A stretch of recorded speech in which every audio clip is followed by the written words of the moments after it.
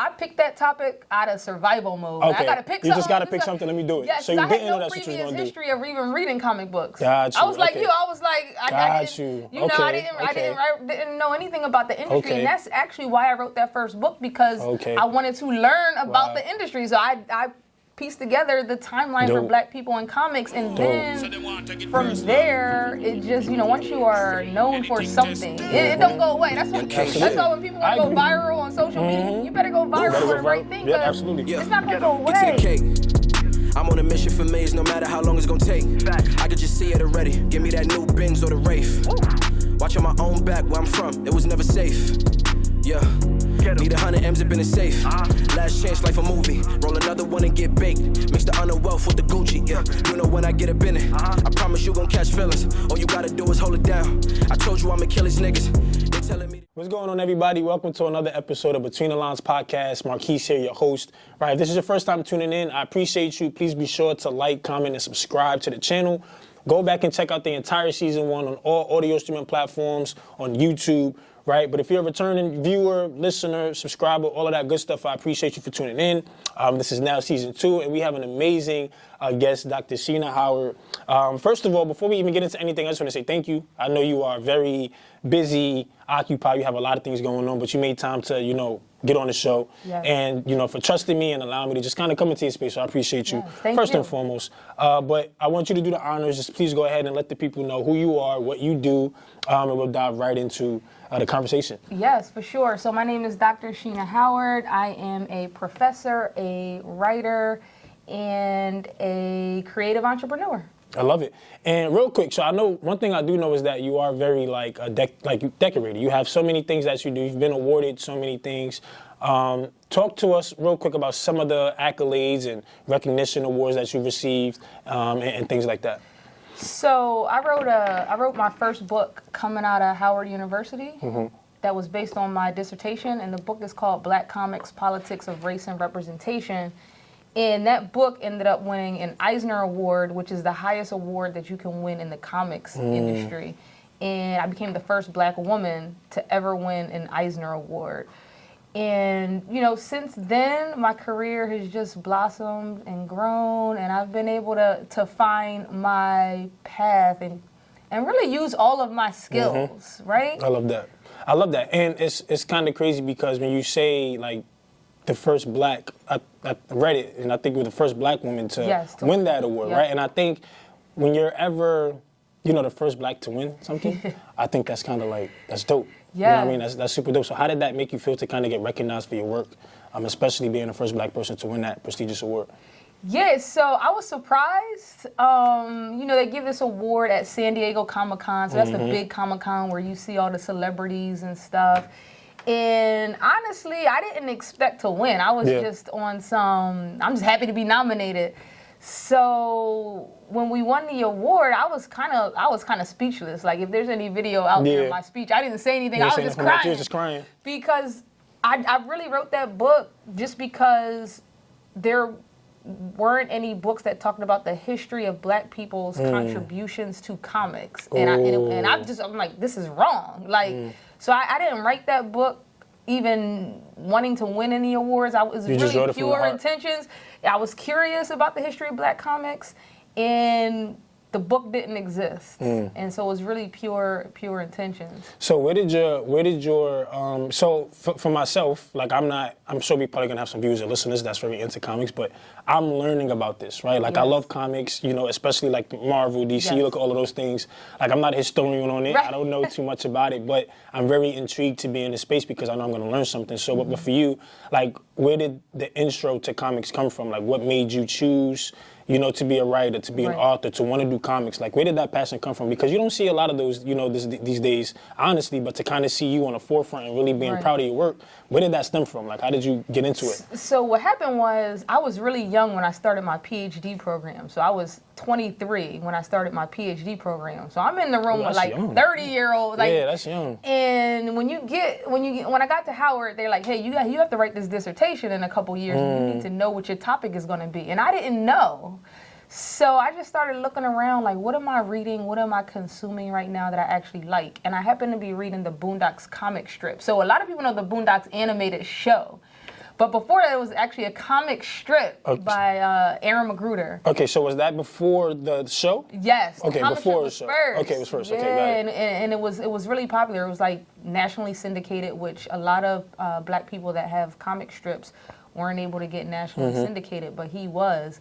And so I was like, you know what? I'm gonna write my dissertation on this Boondocks comic strip. And people thought I was crazy because they're like, how you gonna do an academic dissertation on comics? Yeah, now real quick. Now was that, at that point, did you know that you wanted to pursue comics and write comics, or was that just like a general, I'm just gonna write it on comics and just try it out? That's a good question. I picked that topic out of survival mode. Okay. I gotta pick You just gotta pick something, let me do it. Yes, So you I didn't had know no that's what you was previous gonna do. history of even reading comic books. Got you, I was like okay. you. I was like, I didn't know anything about the industry, and that's actually why I wrote that first book, because I wanted to learn about the industry. So I pieced together the timeline for Black people in comics, and then from there, it just, once you are known for something, it don't go away. That's why. Absolutely. That's why when people want to go viral on social media, you better go viral for the right thing. Yeah, absolutely. It's not going to go away. Absolutely. So then it just, someone asked me to write my first comic book for a Black-owned comic book company called Lion Forge. And then, now here we are. I've been able to write for Marvel, DC. This is the dream of comic book writers. So dope.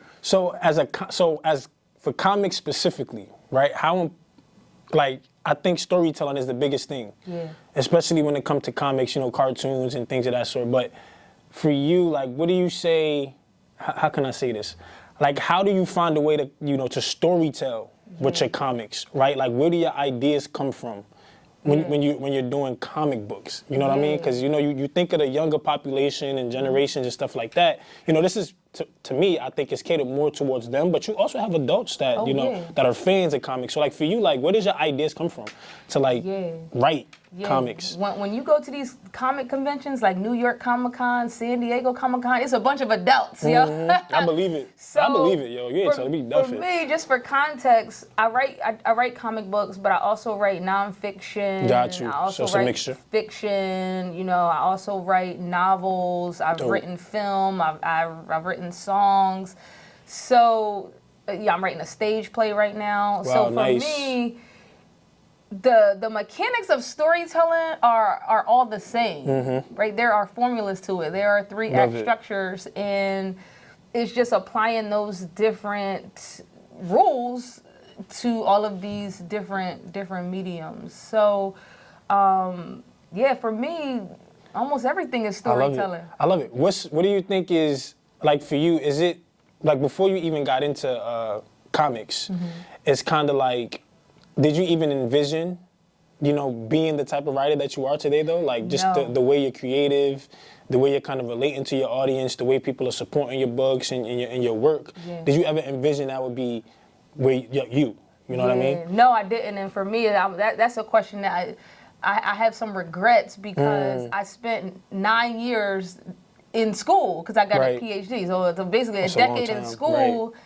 And when I just think back, I'm like, man, I could have spent that decade really doing what I wanted to do all along, which was be a creative writer for a living. But, everybody has their path. I mean, I did win that Eisner Award because I did the dissertation. So wow, I don't know, amazing. But I always, in my mind, I do always say, heck, I'm 10 years behind because I didn't follow my passion from the beginning. I stayed in school. Yeah. And sometimes I do think I could possibly be further along in my writing career. Yeah, but I think you're right. I think you're right where you need to be. I think it's time for you. So, what are your degrees in? So, can you just real quick, from undergrad all the way to doctorate? What do you specifically got your degrees in? So, my undergraduate degree is in business, specifically marketing, actually, and then my master's degree is in graphic design. Okay. Oh, graphic design. Okay. Yeah, and then my PhD is in intercultural and rhetorical communication. So. Three really different things. But right now, the crazy thing is, I majored in things that I just was into. I wasn't thinking about, I'm majoring in this to make money. You just wanted to do it because you enjoyed it. If I'm going to be sitting in the classroom, I need to be interested in what I'm learning. Otherwise, I'm not going to make it through this. And I always liked school. But now, man, it's crazy how I use all 3 of those degrees. Wow, I love it. And they are the reason why, I have a successful academic branding company. successful writing career. I love it. And, you know, I'm a professor, so I get to I love it. And you get to teach other people. So talking about graphic design real quick, I didn't know you did graphic design. So graphic design, like, where did what was the vision for that? Yeah, like, what was the vision for that? Like, how did you go from that in undergrad to graphic design? Like, what was your level, like, what were you thinking about when you were getting that degree? Yeah. So my thinking with the marketing degree, in my mind, I was like, I want to create like labels for big brands, like labels like Campbell's Soup, Campbell's Soup labels, Snickers wrappers. Got you. Branding strategy. Got you. And I stayed in school, so when I got the master's, I thought, oh, graphic design will go well with marketing because I want to be like the Campbell's Soup labels, and so I was like, okay, those two things will work together. And then I started teaching when I was doing my master's degree, and I was like, I kind of like this teaching thing, but I'm like, if I'm a teacher without a PhD, I'm gonna get taken advantage of. I'm not gonna make the money that I want to make. So let me get this PhD and teach in college because I knew that it just seemed like a more fruitful path. Yeah, got you. And it makes sense. So, and then another thing I want to kind of mention is, when I think of comics and writing, right, and then we're going to pivot shortly, but when I think about comics and writing, it's like you actually went to school and you was able to kind of establish this passion, right? I think for a lot of writers and stuff, like you said, some people would say, I don't need school to do that. Yes. I don't need school to write, or I can just create and hopefully connect with some people, but you actually was in school. Yeah. Which I think is interesting. Right. You know what I'm saying? So it's like, do you think that you've been, because I think you're happy with where you are now. So do you think that you've benefited from actually going to school and doing what you love to do? Or do you think that people can also just, just go out there and just not do school or whatever? Right. So I talk a lot on my Twitter account about it's your own path. Right.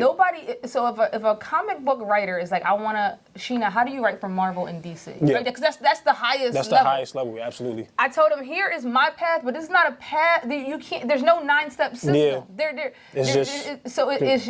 There's no linear for your biggest goals. For your biggest goals, there's no 9-step system you could follow. You can create the best path that you can based on somebody else's prior success or the path you think you should take.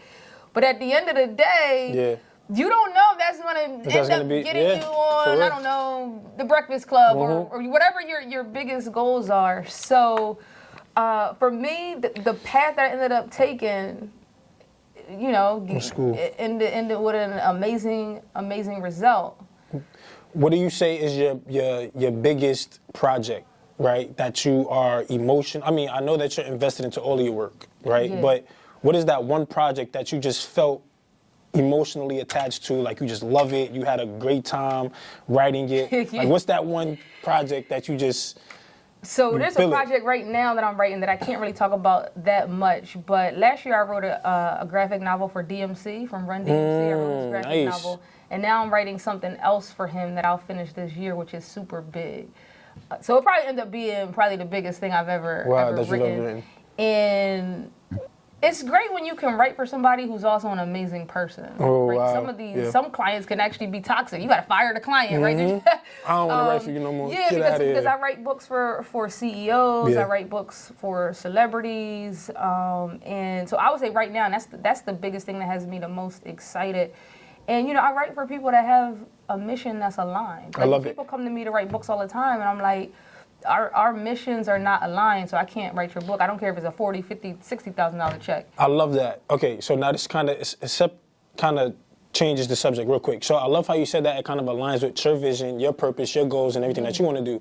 Aside from just your craft and your work, how important is it for people to actually turn down deals or turn down things that doesn't align with who they are? Because nowadays you see people who just want to get the check, right? I need the money, but you're compromising who you are as a person.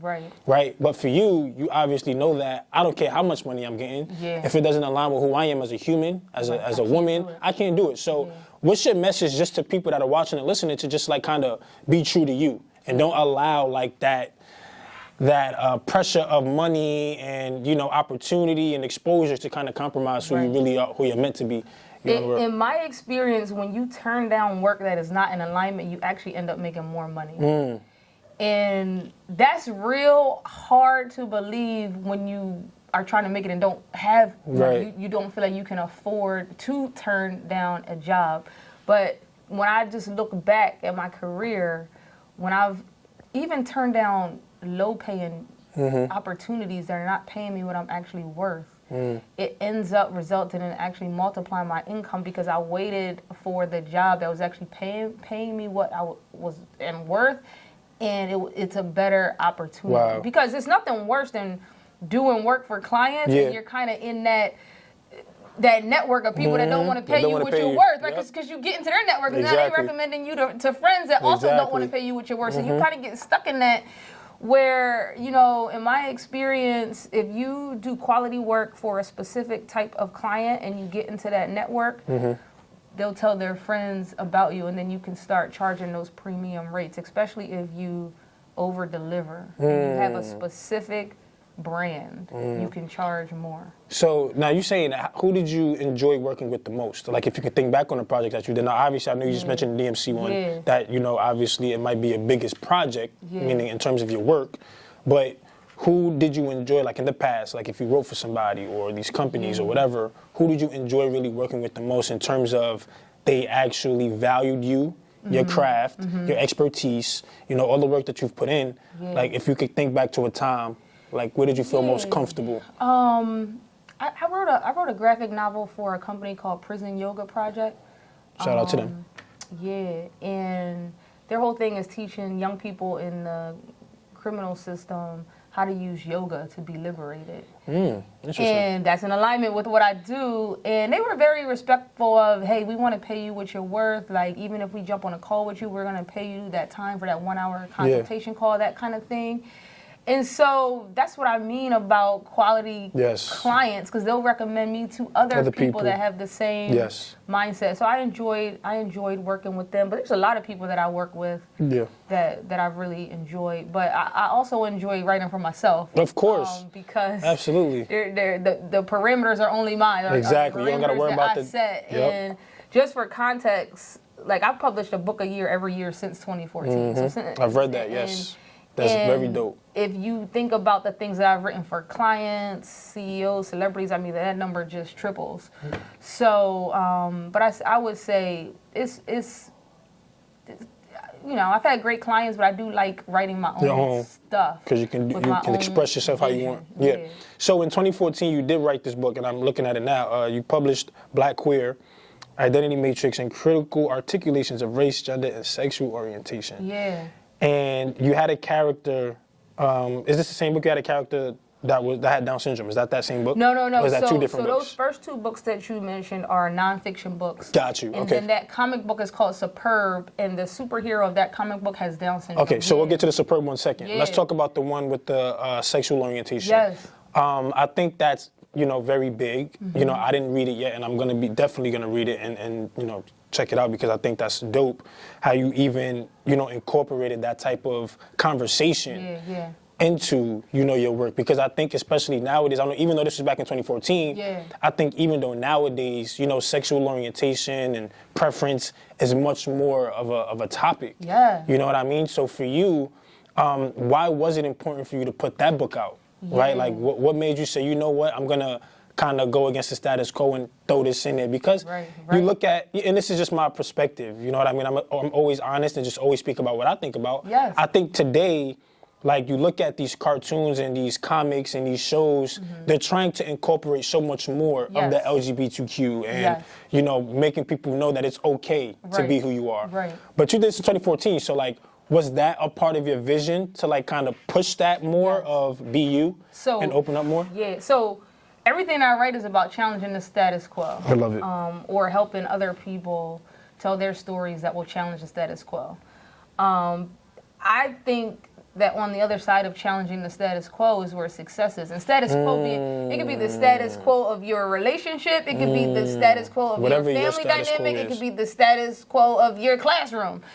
Success is on the other side of that, because the status quo limits your creativity, imagination, because you're supposed to think inside and color inside the lines. So for that book, what I realized that in, like, academic literature, because that's more of an academic book based on, like, research. What I realized is that all of the theories around sexual orientation, sexual identity were centered in whiteness. It was the white perspective. And so when I was trying to study the Black lesbian community, the only options I had for theories, for the most part, were theories that were for white people. So how can you study Black people with a theory that's for white people? Basically. Okay. And so that book, Black Queer Identity Matrix, is actually creating a theoretical framework so that academic researchers can use it to study the complexities of Black LGBTQ. Wow, that's dope. Damn, that's very dope. And like, how tedious was that? Like, to not tedious, but like, because you obviously you go from the white people and you go from the white people to the Black people, and just trying to make it all make sense, right? So like, how tedious was it putting that specific project together? Because I'm sure that you had to do some research on it and kind of look up data and just certain different things to kind of put everything together into the book. So like, for you and your craft, like, how much time did that take to create that project? So single-authored nonfiction books, in my experience, have been the hardest to write. And I don't like to use the word hard because I don't like to align writing with being hard, because just psychologically that's not good for me. But right now I'm writing a single-authored nonfiction book, and it's difficult because it's just you writing the book. You're not a lot of my work is collaborative. So I'm writing with other people. Other people are put writing ideas chapters, together, or I'm writing for somebody. So yeah, it's difficult. In nonfiction books, you got to state facts. Yeah, and if you have an opinion, you have to back it up with personal experience and facts and other people that have used your method in a similar way, right? So there's a lot that goes into it, and then publishers, want you, for the most part, to reach a certain word count, right? They don't want to put out a book that's because people are not going to want to buy it. Yeah. So you're talking about at least 50,000 words. So yeah, it is a process. It's a longer process when you're writing a book. It's just you and a computer, right? Yeah. And how do you feel about, like, just going back to LGBTQ real quick, because I know that's a very hot topic. How do you feel about like these new shows and like these new animated series, and especially some of the classics, right? You be seeing some of these classics come back saying this character gonna be lesbian or this person gonna be, but like, how do you feel about them incorporating that? Do you think that kind of not hinders, but do you think that kind of affects the children now who watches these things growing up? Do you think that this encourages their decision of their sexual orientation? Or do you think that it's just like a great way for them to say, hey, look, everybody should be included? You know what I mean? I do think, so I think for the most part, younger kids, they don't even flinch. Like my 5-year-old, if it was just like I don't know, there was a movie, I think Buzz Lightyear had I know you're talking about. People were mad about that. But a 5-year-old watch that, they're not understanding. They just enjoying the show. So I think some of it with the fear around that from parents is a little overblown. But as a parent, I get it. You get it. Yeah. I get it. Because there are, this is a tough one, but the whole thing around color. Color in terms of boys wear blue, girls wear pink. And so a lot of people are like, teach kids at a younger age that boys can wear pink, right? And I have a 5-year-old. So for me, if I'm teaching him that he can wear pink at 5, the world doesn't think that's okay for the most part. We're trying to change that, but I don't want to set him up to be ridiculed. So I got to think about that seriously as a parent, although I agree with it's a color. Yeah, and you can wear what you want. But in real world, as a Black person, I'm not trying to add anything to my son's life that's going to make it more difficult for him, because the world's just not there yet. Right. So those are kind of the things that I do think about. But in terms of like representation, I mean, there's all different types of people in the world. Yeah. They should be represented too. We interact with gay people every day. So you don't really have to call it. You know what show I think does this well, to be honest? The Chi. I don't watch it, but I know it's a great show. Everybody talks about it. It's just people's lives, and the one character has 2 moms, and it's not even, they don't really call attention to it. It just is, right? So I think that actually is a good model for what this could look like going forward. It just is. I love it, and let's kind of tap into Superb real quick. I think now we got the the Down syndrome character, and I know it's nonfiction, but where did that vision come from? Like, what was the message behind that book, and what message were you trying to portray to everybody that was reading? Yeah, so that's an important comic book right there, because there are very few books published by actual publishing comic book companies that have a main character that has like Down syndrome or something of that nature. Yeah. And so that is a really important book in my history. So, and it goes back to what we were talking about before, like all different types of people exist. So why can't a kid with Down syndrome be a superhero? Wow. And I think the stories get really boring when white men are same just thing. Same right? story. Yeah, there's story. no nuance. There's no cultural perspective. Story. There's no, right? So, yeah. And I think that, and I mean, I haven't read the book yet, but I think even still, just from somebody who's on the outside looking in, like, for me, I would take that as, wow, to see a character have Down syndrome and to be a superhero or have some sort of powers, I think that would, if anything, that would make me excited because that will let me know, especially for people who deal with those things, that I'm able to do it too. Yeah. You know what I'm saying? Here's the cool thing about it. Here's the really cool thing about it today in the era that we live in, which is like the best time to be alive in terms of like prosperity and access, right? We can do things as individuals that historically companies have only had access to, right? So the world is very fragmented in terms of media consumption. My favorite show on Netflix, you probably have never watched or maybe not even heard of because there's so many shows out there.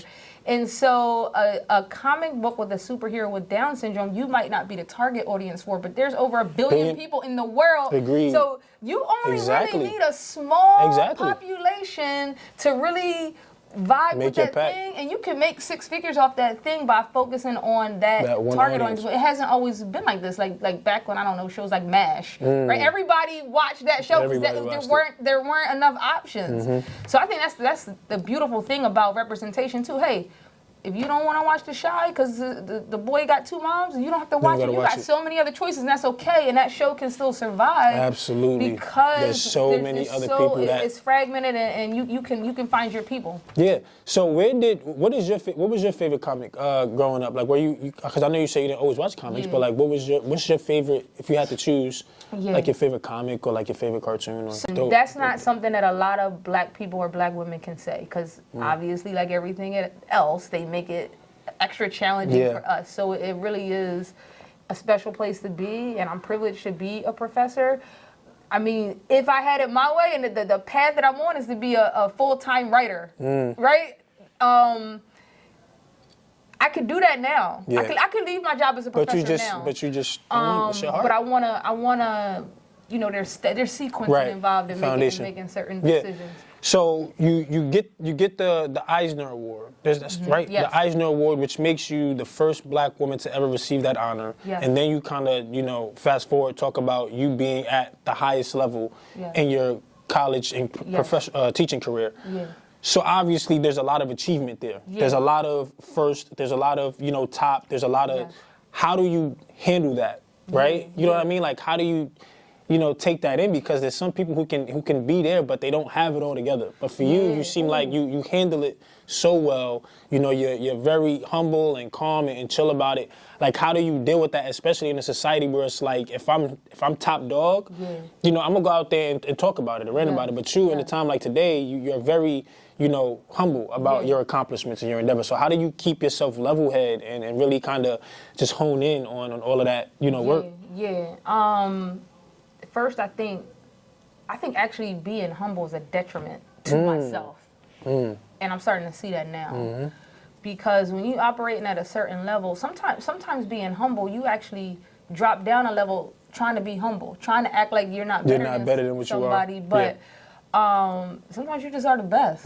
Right? And it's just okay to be, So it's a little balance there, because I think especially for women, society will tell you to be confident. Society will tell you need to be confident. You need to believe in yourself. But if I come up on this interview and be like, I'm the best. I'm the best writer you know. Right? Word. Then she's cocky and arrogant. Word. So you almost... It's almost a hit or miss. Right? So you got to be careful. But at the level that I'm operating now, being humble is actually a detriment. Okay. I need to talk more about my achievements. I'm not regular. I've never been regular. Talk about it. You ain't regular. Like, for me, in my mind, like I might not verbalize this. I'm gonna say it here on this podcast. I think I'm the best. So you should. Great. I think. I love it. You know, I went to college on a basketball scholarship, D1. When I played basketball, I thought I was the best. As you should. I mean, yeah. And I try to put out the best quality work I possibly can with the resources that I have at that given time. Yeah. And when I do that, I feel like it's at least the best that I could have done. Absolutely. At that time. Do you ever feel like there's pressure? And when I say pressure, just like, you know, again, being that you are the best, obviously, and you rightfully so, you should feel like you're that. Yeah. I mean, I know I have so much more to go, but I'm going to be one of the best to have a podcast. Yeah. So it's like, do you ever feel like there's pressure because you're always trying to outdo yourself? You know what I'm saying? Yeah. So like, do you ever have that fear of not living up to the expectation? Better yet, when was the time in your work, writing or art or whatever the case may be, that you felt like that just wasn't it? You know what I'm saying? Like, have you ever had that moment? I mean, if you haven't, that's cool, but have you ever had a moment where you had to think about, like, damn, am I really as good as I thought I was? Yeah, so, Especially being a creative. When I get big contracts with these big celebrities, yo, them living in self-belief, I'll be like, yo, can I do this? Like, yo, like, cause especially when you're writing for somebody else. Like you gotta live up to the word. And it's stressful the whole way through for me. Now there are books. Any writer will tell you that's been writing for a while. Their early work was trash. And I think and you only get better. You only get better, exactly. But you gotta start though. I'll be honest, like I said before, I'll put the best thing out that I can at that time. So 10 years ago, my best wasn't what it the is best today. at that time. It ain't like it is today. So the only pressure. So I do feel pressure when I'm writing for other people. But the most pressure I feel is the pressure that I put on myself. That's and that could border on toxic too. Especially the older you get, right? You start hitting those mile 30. Yeah. Right. I haven't hit 40 yet, but you know, you start feeling it. Balance, but I do some things that are just normal in terms of self-care. Like I get a massage every month. I went through a whole divorce, didn't have no money, was sleeping on my mama's living room with my infant, nowhere to go. I still got my massage every month because that is a part of taking care of you. It's necessary. It's like drinking water. I got to do this thing for myself. And I think that might be a step that people forget. They think about self-care after they already stressed or after they already burnt out. Then they think I do it all the way through. And it's just a massage every month. It got to be a routine. Are like, I don't want to spend $200 a month on myself. You think about $200 a month on yourself. You spend it on food. You're spending that on shoes. You're spending that on food. Just replace those unnecessary. Here's the thing. Get to it. Now that I've made more money. I made more money like in 2022 than I made in like the previous 5 years combined. Wow. Right? And kudos to that. The more money I make, the more material things are a joke to me. Wow. I see Talk about it. A Tesla and I just laugh. Or I'll see like whatever high end, I don't know, and I just like, I could get that, but it's so funny. Like, why would I waste my money on that? That's just the priorities just change, and that's a powerful place for me to be personally. Cause I'm not. I ain't wearing nothing with nobody's brand unless you're paying me. Wow, damn, that's crazy. And I don't need it. Like I paid I talk about I got debt free in 2022. I paid off everything, student loans, everything. And that just really changed my mindset. Like, some people will pay off their car and then go buy another one. And that's what you do. That's what you like. But for me, I'm like, why? Yo, all this money is going straight to my bank account. Wow, that's so like. And there's levels to it, because once the bank starts seeing you hit a certain milestone in your account, you start getting these special emails. Yeah. Right. It's like, and it's crazy because just kind of hearing your story, it seems like you were never even into those things though, right? And that, you know, like, of course you want to look good and you like your things, but you don't seem like you were ever the type to, and I could be wrong, but you don't seem like you were the type to ever like the fancy stuff. You know what I'm saying? So the fact that you can even have the means to do it, but still not want to do it, it's like, damn. You know what I'm saying? It's like more people do need to think like that, because I like to get high-end stuff. I'm not gonna lie. Am I in a place to, you know, continuously keep getting high-end stuff? Not yet. But I still like to do it. But it's not even because, and I'm just speaking from somebody that's, you know, at this age, that's in this era, social media, that like, you know, nice things. I do. But even for me, it still be moments where it's like I would get things because I truly want it and I like it, but then I also sit back and I be regretting it, like, damn, like. Did I really mean it? Yo. You know what I'm saying? So I get and I understand when it's like, when you start making a certain amount of money, you start realizing that there's way more important stuff. Just knowing that I can buy it is enough for me. Exactly. Exactly. Like, I just don't. You don't need it. Like, yeah. all right. Cause I used to be really into cars, and in Philly, people would steal my car, break into it. I had Philly tricked out cars. Like, I had so many cars stolen and broken into. It was crazy. And now it's just like, I don't even. It's not necessary. It's just not necessary. Like, I can't even. I guess I'm struggling to answer because I just don't want stuff. I want experiences. So like. You know, I took my family to D.C. We stayed in the Waldorf Astoria. It was like $2,500 for one night. Damn. But that experience, though. To take your mom to take your family, that next level of a hotel. That's what it's your about. 5-year-old. That's what it's about. You think it's normal to have a bi-level room with a library in wow. it. And now that's all you. And now that's all you want to do. You that's get off all the you train, know. they there with an umbrella to picking you up in the limo. And that's crazy how you bring up your family. Now that kind of steers to another thing. You just kind of making me. I'm trying to utilize your time as much as I can. But you bring up your family now, and how is that changed? From little you to being taught everything that you know, and especially with your mom, being there for you to where you are today. Yeah. Like you're able to wake up and do whatever you please for your mom. Almost. Not yet. Well, not, you know what I'm saying. But a lot more. But you're able to do more than the average person. Right. You know what I'm saying? So in terms of that, like. That must be the ultimate dream, to be able to really give back to the person who catered to you the most. Yeah. Like, how inspired are you to just keep going hard at your craft so you can be able to keep doing those things? Because obviously there's more that you want to do. Yeah, right? Especially when it comes to your parents, like they're getting older, and that's why when I say I put a lot of pressure on myself, I need to keep leveling this up. I want to show my kids some things. I want to. Have more experiences with my mom while she's here. Thankfully, she's in good health. Wow. And that's why I just keep saying, man, I wish I had this perspective earlier. But yeah, that's a motivating factor. You talk about what motivates you, but yeah, my mom is giving a lot. Me and my son live with my mom, so as a single mom, that's what I tell people. Like, don't be scared to ask for help. You're trying to make. I just put a clip out that said, "Don't be afraid to." Yo, that's so crazy. I had shame in that. Like when I was on my mom's couch with my infant, escaping an abusive relationship, I had shame in that because I'm like, man, my mom gave up so much, and this is where I ended up. I had a whole PhD. I had a rental property. So yeah, that's why for me, I'm like, material things are just funny. I'd rather take them on experiences. My son is already flown internationally. He's flown first class. He's been on Amtrak. We had a roomette. Like nice. All of that stuff to me is more important than the materials thing. And we don't do those kind of things a lot. Like I ain't going on not about to be going crazy. Class. Yeah. But those little experiences. And I might get a little deep here, just because you kind of opened up a little bit. But I think this would be good for people to hear from somebody who is as established as you are. You just mentioned.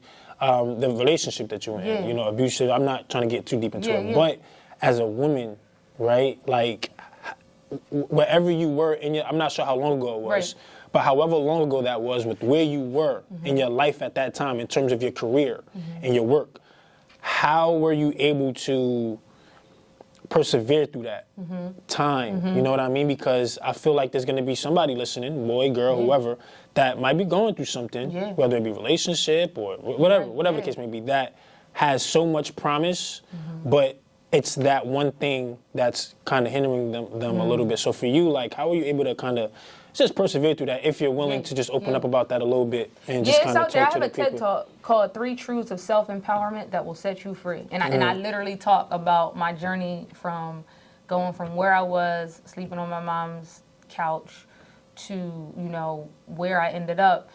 And man, it was a terrible experience. Yeah. But it taught me a lot. So, you hear these people say the worst thing that ever happened to them ended up being the best thing. I wouldn't go that far, because if I could do it all over again, I wouldn't have been in that relationship. But I am where I am in terms of just my perspective.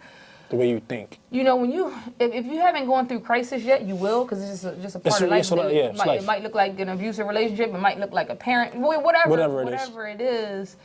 And you got to learn the lesson and just use it to better yourself. That's the only thing that will make the crisis worth it, is to just say, man, that was tough, but what can I learn from it that's going to prevent me from being in that situation again, or just help me move forward. Yeah, How I can love I maximize on this horrible thing that happened? And, you know, people go through a lot. It's hard out here. Absolutely. So, real quick, what are your, if you could just talk about a few things, what's next for you? You know what I mean? Like, of course you got all these good things that we spoke about going on, but like, what's next for you personally?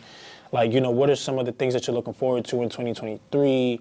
Like, what can some of the people expect, you know, from you in terms of work or personally? So next month I have a comic coming out from Marvel. It's a Wakanda story, so I'm excited about that. So next month would be February 2023. Okay, so this is gonna already be out because this is gonna be out. Yeah, so okay, by the time you watch this, go check it out. Go get my comic with Marvel Comics. I'm excited about with Marvel Comics. That's yeah. dope. Congratulations. Thank you. I'm excited about writing for DMC, helping him tell the stories that he wants to tell. So we have a bunch of things coming out that I'm super excited about. Nice.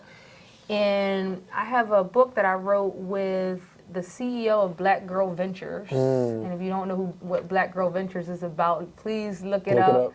That book will be out this year, I believe. So I'm super excited. A lot of things going on there. Yeah, super excited. And how can so first off, again, I appreciate you for, you know, giving us the time and the space and you know, just for the sake of time, let you get together. But I appreciate you, you know, with everything that you've, you know, got going on from the moment that I was able to interview Saya. Shout out to you, Saya, as well. Shout out to Saya. You know, and I've been studying you and seeing what you put out there. You do some great things for not just, you know, your audience, but just for everybody. Like, you do things that you don't have to do. Yeah. So it's people like us that we need more of. Yeah. Of just people that are willing to just go above and beyond for their audience. So I appreciate you. Keep doing what you do. I'm a big fan. You know, congratulations on all of your work, your collaborations. How can the people stay in contact with you? Like, let them know your socials and all this stuff. Yes, so I'm Dr. Sheena Howard. So it's Dr. Sheena Howard everywhere, from my website to my Instagram to Twitter. If you just Google or type in Dr. Sheena Howard, all my stuff will come up. Feel free to reach out. Hey man, look, if you enjoyed the episode, please like, comment, subscribe, download, listen, watch, all that good stuff. Share with your friends. We appreciate you. Hope you enjoyed the episode. Love y'all. Yeah, get to the cake. I'm on a mission for maze, no matter how long it's gonna take. I could just see it already. Give me that new Benz or the Wraith. Watch on my own back where I'm from, it was never safe. Yeah, need 100 M's up in the safe. Last chance, life a movie. Roll another.